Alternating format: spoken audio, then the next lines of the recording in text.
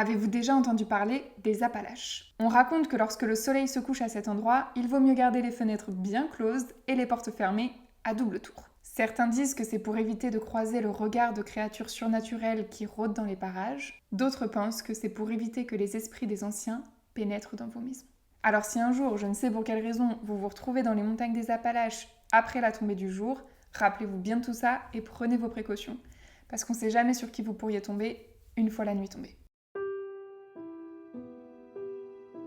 Les montagnes des Appalaches s'étendent sur plus de 2400 km à travers l'est de l'Amérique du Nord. Elles se trouvent à cheval sur 13 États des États-Unis. Le seul qui se trouve entièrement dans cette région est celui de la Virginie occidentale et les 12 autres n'y sont qu'en partie. Si on commence par celui qui est le plus au nord et qu'on descend vers le sud, vous pouvez retrouver les États de New York, la Pennsylvanie, le Maryland, l'Ohio, la Virginie, le Kentucky, la Caroline du Nord, la Caroline du Sud, le Tennessee, la Géorgie, l'Alabama et le Mississippi. Et ces montagnes sont souvent considérées comme l'endroit le plus ancien sur Terre. Elles ont été formées il y a des centaines de millions d'années et elles sont le résultat, pour faire simple, de la collision entre plusieurs plaques tectoniques, puis de l'érosion au fur et à mesure du temps. Et quand je vous dis qu'elles sont anciennes, ce n'est pas une blague. Certaines parties de ces montagnes contiennent des roches métamorphiques qui datent du protérozoïque.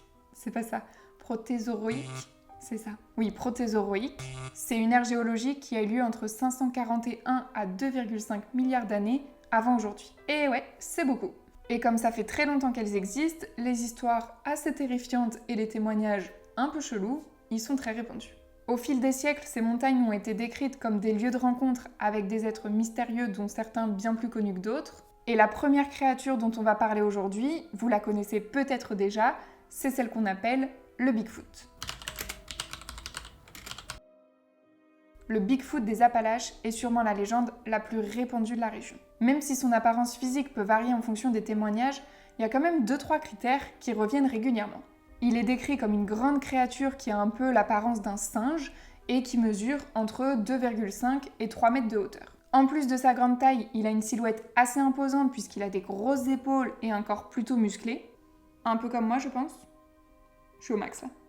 Il a des poils qui semblent plutôt épais et qui recouvrent l'intégralité de son corps. Et cette fourrure, elle est plutôt de couleur foncée, genre du brun on va dire, même s'il y a 2-3 témoignages qui disent qu'elle est plutôt rousse. En plus de tout ça, il a des très grandes mains, et au vu de son nom, vous vous en doutez, des énormes pieds qui laissent des empreintes énormes sur le sol, un peu comme des empreintes humaines, mais en beaucoup plus grand.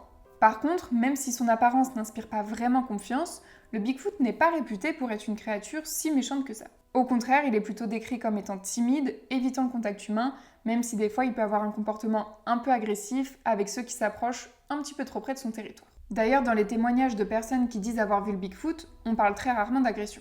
On parle simplement d'observation, et encore, la plupart du temps, on parle simplement de son hurlement terrifiant que l'on peut entendre dans la forêt. Je vous le mets rapidement pour vous plonger dans l'ambiance. Imaginez-vous, vous êtes en petite balade dans la forêt, vous entendez le bruit des branches et des petits oiseaux, et puis d'un coup, il y a un léger silence, et vous entendez ce bruit.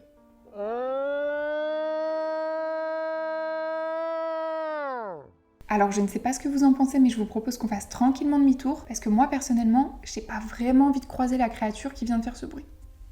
Mais il y a certaines personnes qui ont un petit peu plus de courage, ou très peu d'instinct de survie, je ne sais pas comment on peut qualifier la chose, et qui, elles, l'ont croisé. La plupart des témoignages sont ceux de chasseurs qui passent plus de temps dans la forêt et qui ont donc, statistiquement, plus de chances de le croiser. Et dans ce qu'ils racontent, ils parlent presque tous d'une atmosphère assez spéciale avant l'arrivée du Bigfoot. Une sorte de calme anormal et surtout une odeur nauséabonde. Un mélange entre œufs pourris et putréfaction, un truc que t'as pas du tout envie de sentir. En 1997, par exemple, un chasseur évoque sa rencontre avec ce qu'il décrit comme un espèce de gorille géant qui se tient debout, qui a des pattes immenses et des cheveux longs, qui a disparu en un éclair après avoir poussé un hurlement effrayant. En 2007, il y a un autre chasseur qui raconte qu'il s'est installé en forêt pour prendre son sandwich et que d'un coup il a été alerté par une odeur nauséabonde qui venait pas de son sandwich et du coup il a décidé de suivre cette odeur et il est tombé nez à nez avec le Bigfoot qui était en train de l'observer. Le plus célèbre est certainement celui de Bob Gimlin en 1967. Lors d'une excursion dans une forêt dans le Maine en Caroline du Nord, Bob et son ami Roger Patterson se lancent le défi de retrouver la trace du Bigfoot. Équipé d'une caméra, il parcourt la forêt en espérant trouver une preuve de son existence. Et ce jour-là, ils ne vont pas être déçus car non seulement ils vont l'entendre, ils vont le voir et ils vont réussir à le filmer. Alors cette vidéo, elle va lui poser problème. Déjà car il va se prendre la tête avec son ami au sujet des droits d'auteur, mais également pour 2 autres raisons. La première, c'est qu'à partir de ce jour-là, il y a énormément de personnes qui vont considérer que Bob est désormais un expert du Bigfoot et que si eux-mêmes veulent avoir la chance d'un jour rencontrer cette créature, ils ont besoin de Bob sur leur expédition et donc du coup, ils vont l'harceler. Et la deuxième raison, c'est qu'il y a évidemment beaucoup de personnes qui ne vont pas le croire, donc il va être traité de menteur pendant tout le reste de sa vie. Beaucoup de personnes vont lui dire qu'il a tout inventé, qu'il a demandé à quelqu'un de porter un costume pour pouvoir le filmer, enfin bref, il y a tout un tas de choses qui vont être dites. Et lui-même un jour a dit d'ailleurs dans une interview qu'il aurait préféré que cette journée n'existe jamais, que ça lui avait littéralement gâché la vie et qu'il aurait préféré ne jamais avoir entendu parler du Bigfoot. Quoi qu'il en soit, aujourd'hui sa vidéo est considérée comme la preuve la plus crédible de l'existence du Bigfoot, mais ce n'est évidemment pas suffisant et donc son existence reste toujours un mystère. Et comme je vous le disais, ce n'est pas la seule créature mystérieuse qui semble habiter la région. Si vous avez déjà entendu parler des Appalaches, vous avez sûrement déjà entendu parler du Mothman, du Mothman ou de l'homme papillon. On va rester là-dessus. Cette créature est devenue célèbre à partir des années 60 lorsqu'elle est apparue pour la première fois dans la zone de Point Pleasant, en Virginie occidentale, aux États-Unis. Les témoignages sur son physique sont presque tous identiques. La créature est assez imposante, légèrement plus grande qu'un humain. Elle a une peau grisâtre, voire argentée, qui est parfois décrite comme lisse ou parfois comme plutôt écailleuse. Ses bras et surtout ses mains se terminent par des longues griffes. Elle a des yeux couleur rouge qui sont brillants et lumineux et qui n'ont pas de pupilles. Et surtout, elle a des ailes membraneuses d'une envergure pouvant atteindre 3 à 4 mètres. Je peux vous dire que même si j'avais déjà pas très envie de croiser Bigfoot dans la forêt, celle-ci, j'ai encore moins envie de la voir. Mais malheureusement, si je vous en parle, c'est que certains n'ont pas eu cette chance et ils l'ont croisée. La première observation documentée date de novembre 1966. À ce moment-là, 2 jeunes couples affirment avoir vu une créature planer au-dessus d'eux alors qu'ils se trouvaient près d'une usine abandonnée dans les environs de Point Pleasant. Après ces premiers témoignages, d'autres ont rapidement suivi dans la région pendant plus d'1 an.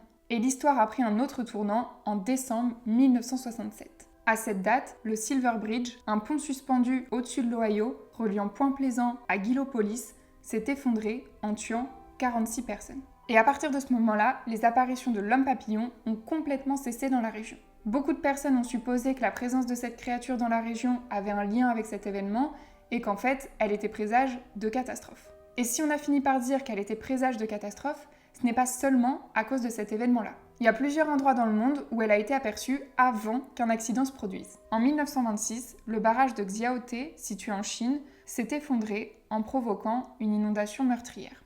Et des témoins ont évoqué la présence d'un mystérieux homme ailé noir à proximité du barrage. Mais bon, ici il n'y a pas vraiment de preuves, il n'y a pas d'écrit, pas de photos, c'est simplement du bouche à oreille, donc on peut en douter. Sauf qu'en avril 1986, il y a une autre catastrophe pendant laquelle son nom est évoqué. Cette fois, c'est à Tchernobyl que des ouvriers ont rapporté avoir vu une créature sombre aux yeux rouges avant l'explosion du réacteur 4. La catastrophe a fait 30 morts et des témoins ont rapporté avoir vu une mystérieuse silhouette ailée dans la fumée ce jour-là. Et cette fois, même s'il n'y a toujours pas de photos, il y a des écrits et des témoins. Et ça ne s'arrête pas là. En 2001, il y a une autre catastrophe pendant laquelle le nom de l'homme papillon est évoqué. Le jour de l'effondrement du World Trade Center à New York, des témoins affirment avoir vu l'homme papillon à proximité des tours jumelles. Et cette fois, en plus des témoignages, il y a des photos. Je vous laisse les juger par vous-même et me dire ce que vous en pensez. En tout cas, ce qui est sûr, c'est que l'homme papillon ne semble pas s'arrêter aux frontières des Appalaches. Donc si un jour vous croyez apercevoir cette créature, que vous soyez ou non convaincu par les photos, je vous conseille de fuir loin, très loin même. On sait jamais. Mais en attendant, on va revenir dans les Appalaches. Parce que si ces montagnes sont réputées comme étant les plus hantées du monde, vous vous en doutez, ce n'est pas les seules créatures qu'on peut y trouver. Comme dans presque toutes les forêts ou montagnes, je pense, on parle évidemment de loups-garous dans les Appalaches. On dit qu'ils se transforment les nuits de pleine lune, errant dans les bois à la recherche de proies. Un peu plus bizarre, on parle également de créatures marines. Car en plus des montagnes et des forêts, il y a aussi pas mal de lacs dans la région. On parle de monstres ressemblant au Loch Ness ou de serpents géants par exemple, des créatures qu'on n'a pas vraiment envie de croiser lorsqu'on se balade tranquillement. Et évidemment, vous vous en doutez, on parle aussi de fantômes.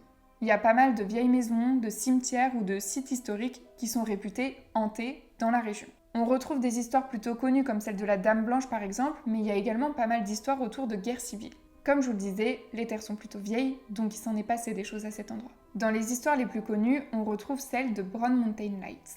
Il s'agit de mystérieuses lumières observées depuis des siècles le long de Brown Mountain, en Caroline du Nord. On dit qu'il y a eu une bataille entre deux peuples à cet endroit-là, et l'un des peuples justement, les Cherokees, pense que les lumières qu'on voit sont en fait les esprits des femmes indiennes errant à la recherche de leur mari décédé lors de cette bataille. Il y a évidemment beaucoup de théories qui ont été avancées pour essayer d'expliquer ce phénomène. On a évoqué des lumières de train, des phénomènes météorologiques, la présence de gaz, mais aucun n'ont pu être validés à 100%, et certaines personnes continuent de croire qu'il s'agit de lumières d'âmes en peine. Et si on reste dans les histoires de fantômes, il y a également l'histoire de The Bell Witch qui fait beaucoup parler. Cette fois, ça se passe dans le comté de Robertson, dans le Tennessee, au début du 19e siècle. La famille Bell, une famille de fermiers, a été tourmentée pendant des années par des phénomènes inexplicables. On se parle ici de créatures invisibles par exemple, ou de bruits très étranges. Plusieurs personnes, également témoins des phénomènes, ont suggéré qu'il s'agissait peut-être de l'esprit de Kate Batt, une femme qui estimait avoir été dépouillée par John Bell et qui avait juré de se venger sur son lit de mort. Et la mort mystérieuse de John Bell en 1820 n'a fait qu'alimenter ces rumeurs. D'après les rumeurs, aujourd'hui, elle continuerait d'hanter la grotte qui se trouve à proximité de l'ancienne ferme des Bell, et c'est devenu un lieu ultra touristique. Donc si jamais vous savez pas quoi faire cet été, vous avez qu'à aller aux États-Unis. Et d'ailleurs, pour vous motiver, je vous donne un dernier petit nom pour la route, celui de Headless Nun.